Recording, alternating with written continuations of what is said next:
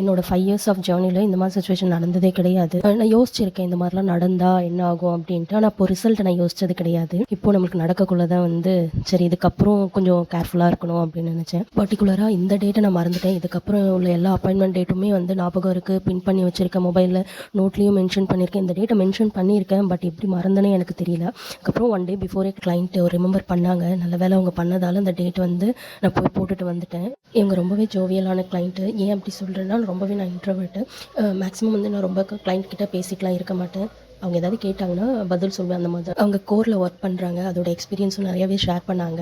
அதுக்கப்புறம் எப்படிலாம் அந்த ஃபீல்டுக்கு போனேன். அவ்வளோ சீக்கிரம் கோர் வந்து கேர்ள்ஸுக்கு கிடைக்காது. பட் அவங்களுக்கு கிடச்சி நல்லா சஸ்டெயின் பண்ணிட்டு இருக்காங்க. அதை பற்றி நிறையா பேசிகிட்டு இருந்தோம். பேசிட்டு போட்டு முடிக்கிறது டைமிங்கே தெரியல. அவ்வளோ போச்சு. அட் அ டைம் வந்து அவங்களோட வெட்டிங்க்குமே என்னை வந்து புக் பண்ணிட்டாங்க. வெட்டிங் வந்து ஒரு 5 மந்த்துக்கு அப்புறம் தான், நெக்ஸ்ட் இயர் மார்ச் தான். பட் இப்போவே வந்து ஃபிக்ஸ் பண்ணிட்டாங்க.